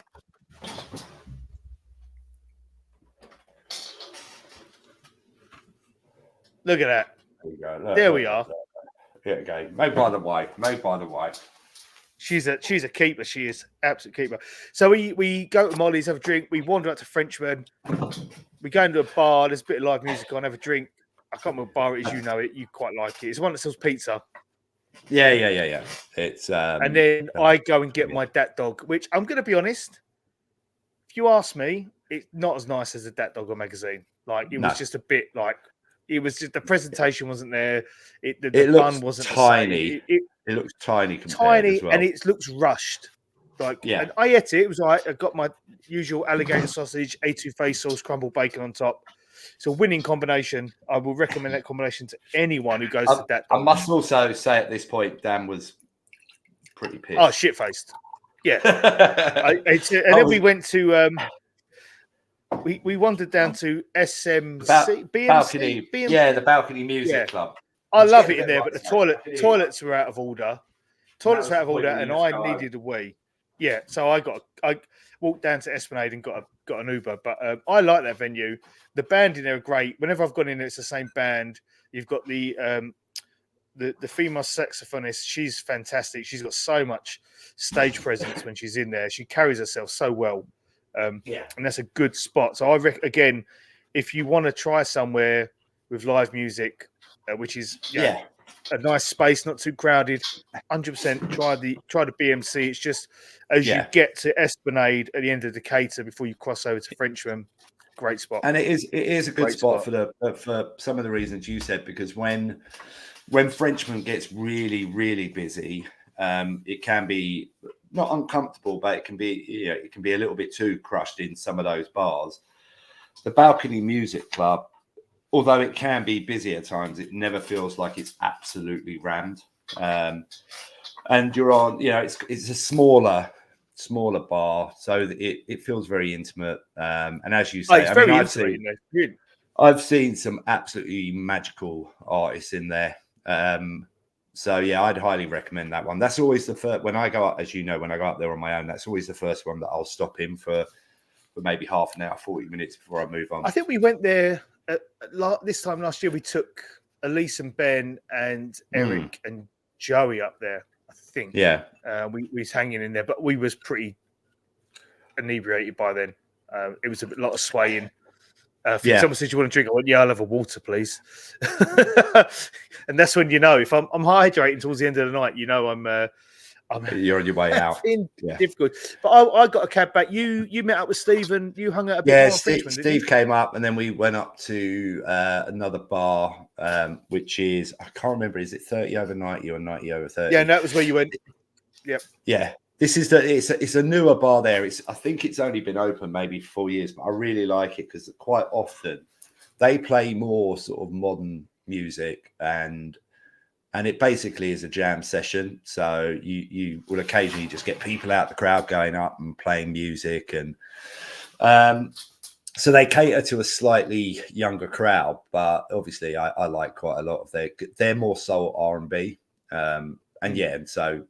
When Steve was coming up, they had a Michael Jackson Beyonce mix going on when it was phenomenal, absolutely phenomenal. The singer, can't remember her name, was just an absolutely joy to watch. So much personality and such a voice. But yeah, so we stayed there for a little while, and then I think we then jumped in a taxi, went to the Aaron Rose, had a drink, and then we were like, "Fuck me, we should have just went straight home." So yeah, and that was the. To be fair, that was the Sunday that the shooting happened down at Republic, and we did say at the time there was a bit of a funny feel to the court. Like you can tell, there's a little bit of a. Yeah. And even we said, "Let's get a cab tonight." Like normally we'd walk, but there was just a little something was off. There was a little, a little bit of something in the air. So we wasn't surprised Yeah. when we woke up the next day to see that happened, which obviously a tragedy in itself. But I was going to say, so that was the last night of French Quarter Fest. I was just going to, we saw loads of artists, but some of the ones that jumped out, I've got a list here. So obviously we saw Kermit, we saw John Boutte, Big Frida, we saw Family Affair Brass Band. They were really good. Really we saw good, them at the Louisiana Fire Stage. We saw a little like guitar band with a female singer called The Kissing Disease. She had a set of pipes on her. She belter of a voice. Yeah. Yeah, she was great. Came back, sort of Storyville Stompers. I think they've been going for a long time. Obviously, Storyville is that part of the city that's just slightly north of the quarter. We saw a Latin band called Conjunto Terra Linda. They were good. They was on the trim. They was up by the I bastard that. I've absolutely mullered it. But my favourite, you know who I'm going to say here, but my favourite band of everyone we saw, we went to the House of Blues on Friday.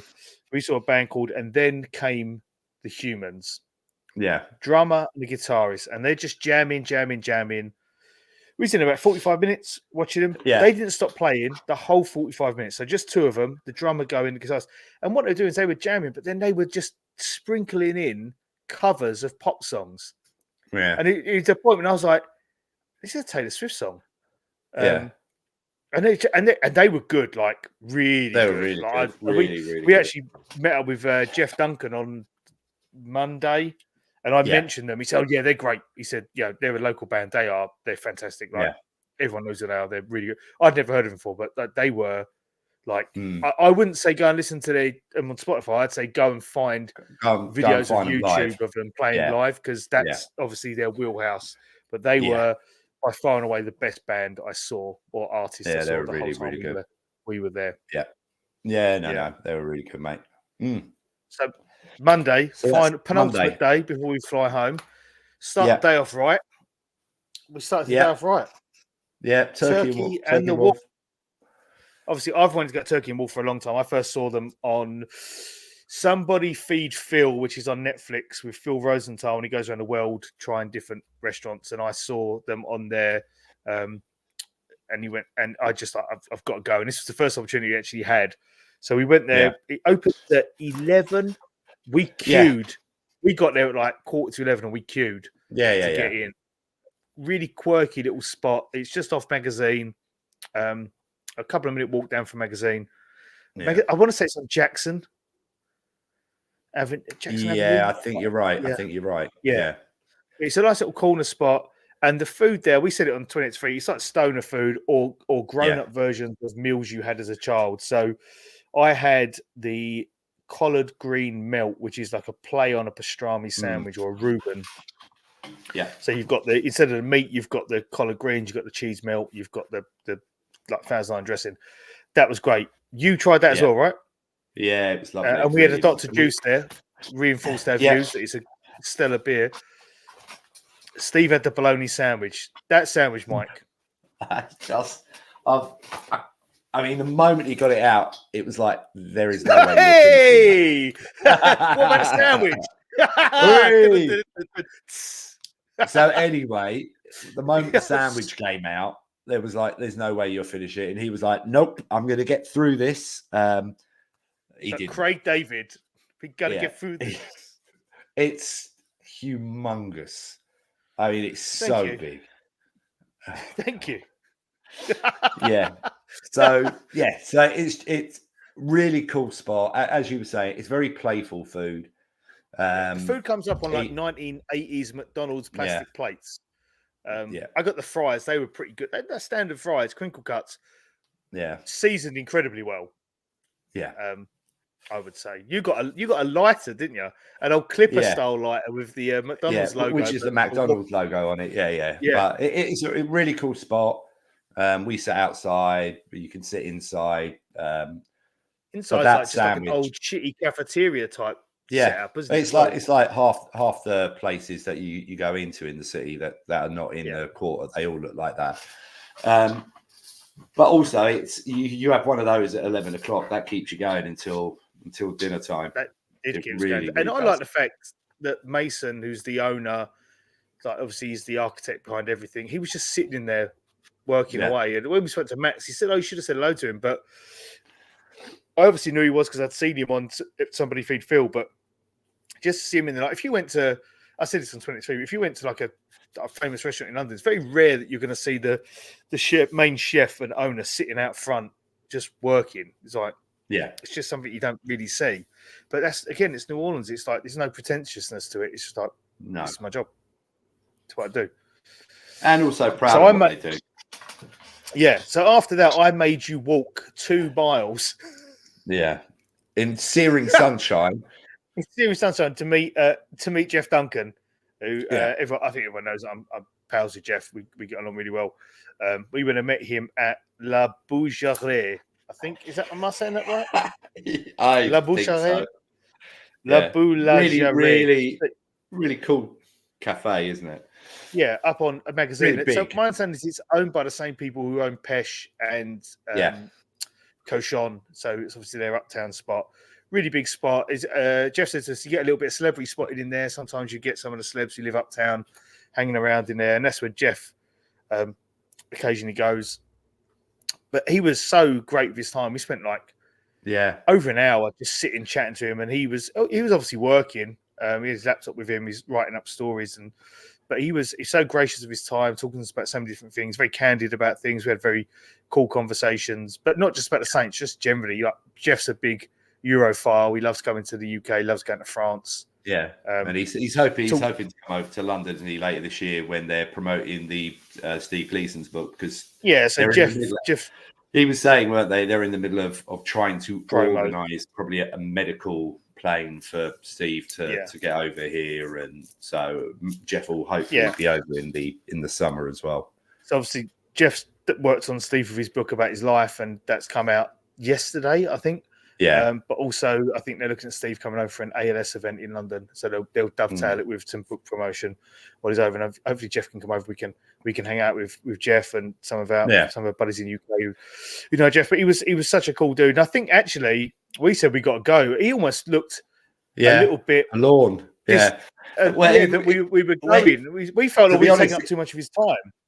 But it was at that point where I said to you, I was trying to catch your eye to sort of say, should we? Because when you're with somebody, you think, I don't want to take too much of their time, especially because he was working. And so I couldn't catch your eye. And then I just sort of said, oh, Jeff, thank you so much for your time. And I looked over at you, and I think you looked a little bit forlorn, because then, but also to be fair to Jeff, he was quite surprised, and he was like, but we still chatted for another 15 minutes after that, didn't we? And he was very, very generous with his time. Yeah, and I know he gets a rough ride off people, but I just think he is genuinely a good guy. If people don't like me saying that, then that's more you problem than a me problem. But he is a good guy, and if you spend time with him, just because someone is a writer, they publish articles you don't like, doesn't mean that they're a bad person. And Jeff is a very cool dude. Yet again, and when we had him on the pod, we knew that he does. But yet again, talking to him when we were over there, the knowledge and the love that he has for that city comes through. Absolutely. Oh yeah, he loves New Orleans. He was listing off all the bars he loves going to. The back. Yeah. He was talking about, like I said, when he talked about Then Came Humans, he's I love it, and he was telling us about different bars he goes to, he likes going to, and he's. I think we still owe him a dinner at Clancy's, because he wants us to go there with him at some point. He keeps mentioned a couple of times, but he's just a genuine person, genuinely good guy. And I'm with you. Obviously, some people feel they have a reason to dislike him because of some of the stuff that he's done from a journalistic point of view. And that's fine. Whether or not, but that's what I'm saying. Whether or not that's justified, hey, look, that's up to everybody else to decide. That's their feelings, their thoughts. But yet again, it's this thing about having then an opinion on somebody as an individual rather than based on their work. They're two separate things, I think.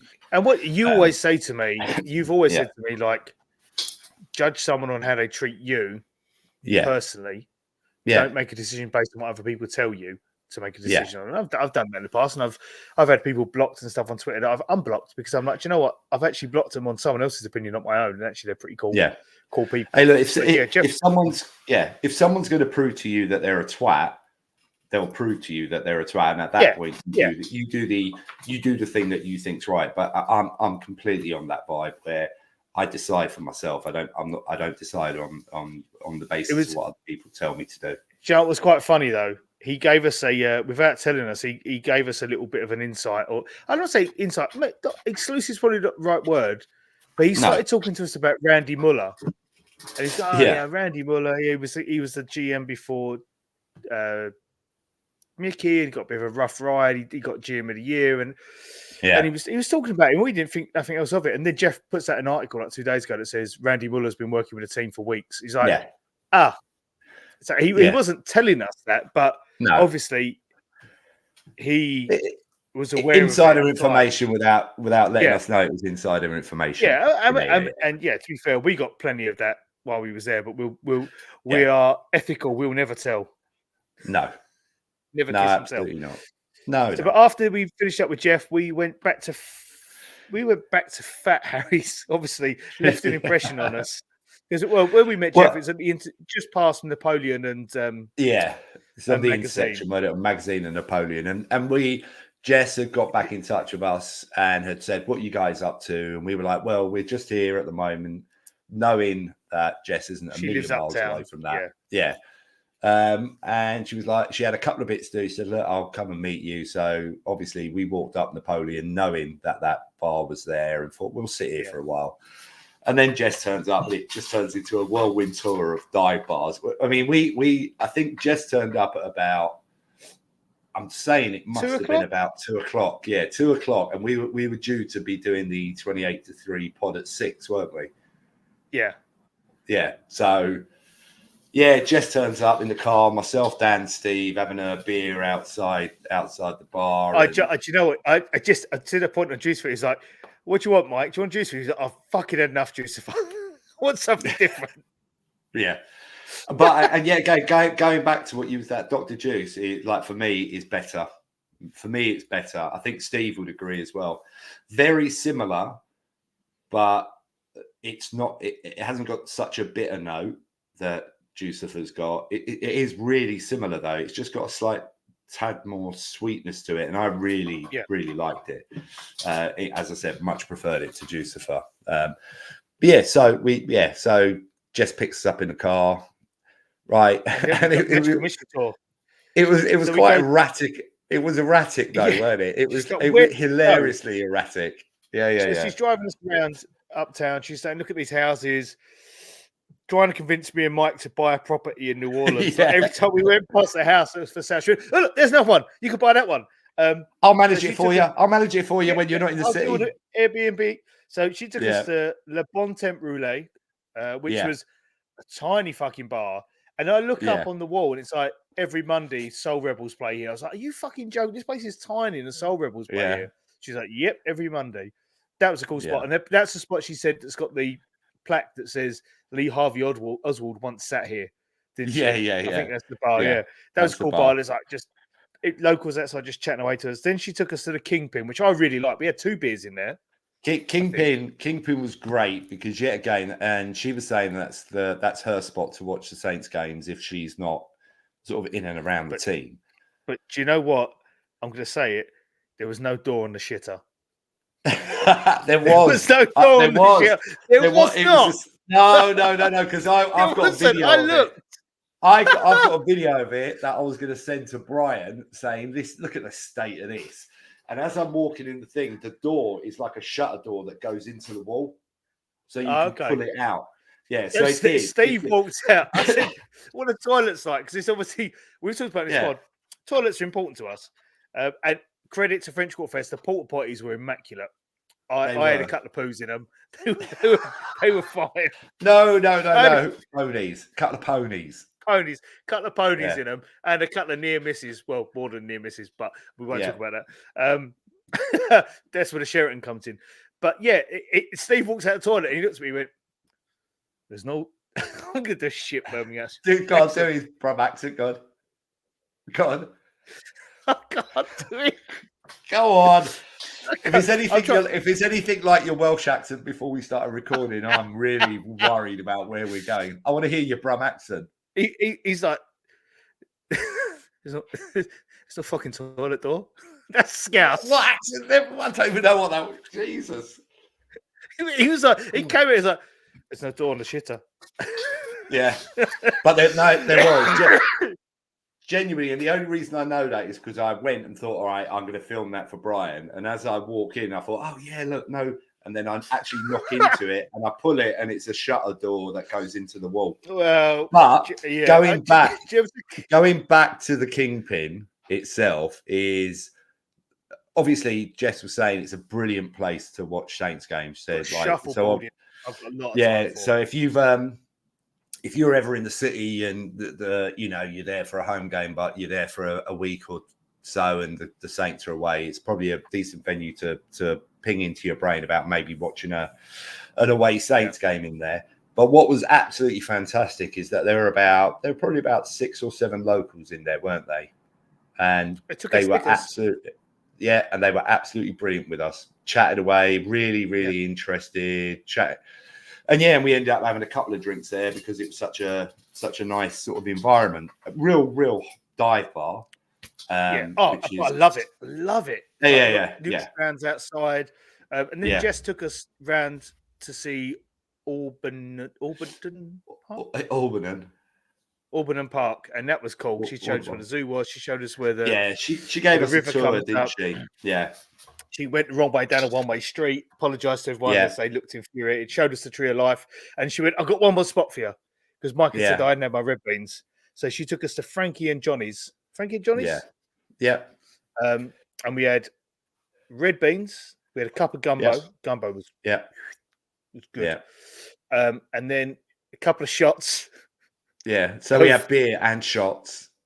And although they looked quite concerned because we walked in and made a beeline for the toilet straight away because we had belly full of beer. And they was like, "Are you drinking?" I was like, "Yeah." They're at the bar. I need to use your toilet right now. Yeah. Right now.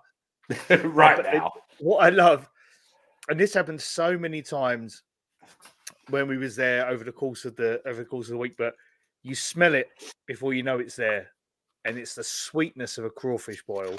You smell it in the air, and it happened at Frankie and Johnny's. It happened a couple of times at French Quarter Fest. You'd walk up, and if you don't know what the smell is, you're not going to know what it is. You're just going to say there's like a sweet, not quite fishy smell, but it's definitely an oceany smell. But I think I don't really eat a lot of seafood, but that smell just is. Oof.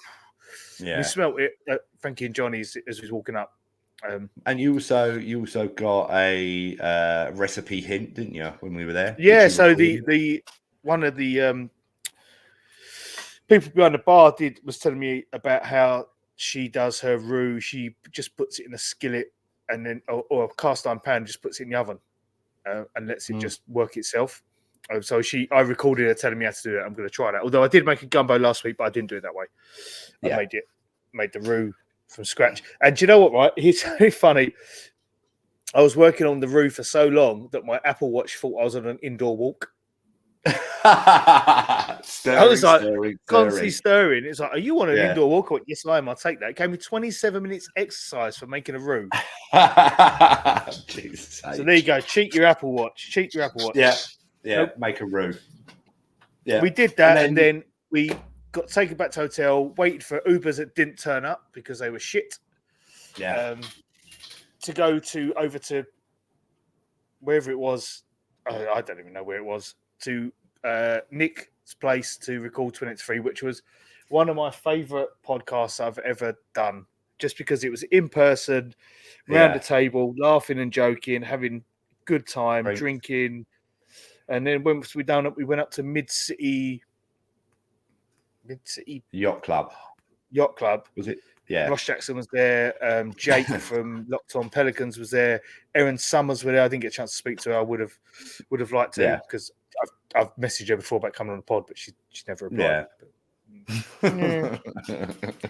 And we had some food there. We get some good stuff. I can't remember what I got. I got the fried pickles, I love fried pickles. I love fried pickles. I didn't get any food there. That's because you break the bar and shut. And the Uber driver back, fucking hell. Well, that was lively. Doing about 80. Hey, look, we got there in one piece. We got there. I can't remember what we did after that. Did we go to I think No, it's you Erin did. Rose. And some woman tried. No, it's Oh, Erin yeah. Rose. That fucking Oh, weird God, yeah. woman outside. She Yeah. was like a really bad finesser. Yeah, She was telling like, us about "Oh, her yeah," parents. Yeah. her parents, and it was like so Mm. more plot holes in her story than an M. Night Shyamalan movie. Yeah. And in the end, I was like, I'm going, and you was like, I'm going inside. I can't talk to her. Yeah. She And was that was weird. it. Yeah. It was like a I spent weird finesse. I spent a couple of hours doing a live music bracket with Fayed the doorman at the Erin Rose, and then Nice. came home. And then So, made our way back. That was it. Had some food at the airport. Mike clearly didn't. He clearly ate just because we were forcing him to have sustenance because he left half his dinner on the table. No. I ate because yet again, I know what I'm like when I fly. I need a certain amount of time to make sure that I can go to the toilet before I get on a plane. I simply refuse to go for a toilet on a plane. I know you're different. You will. I won't. Well, when in Rome, Mm. it's just I don't want to be in there too long. That's the thing because people know where you are.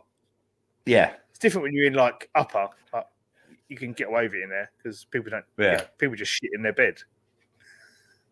All right. Okay. But all in all, it was a great trip. Swiftly moving on. It was a fantastic trip. Yeah. Really good. It was. It's only like looking back on it, talking about it now, you realise how wonderful it was just to spend time with people. Like meeting Nick for the first time on 23. He's a cool guy. Fun. Gets it. Yeah. He's like.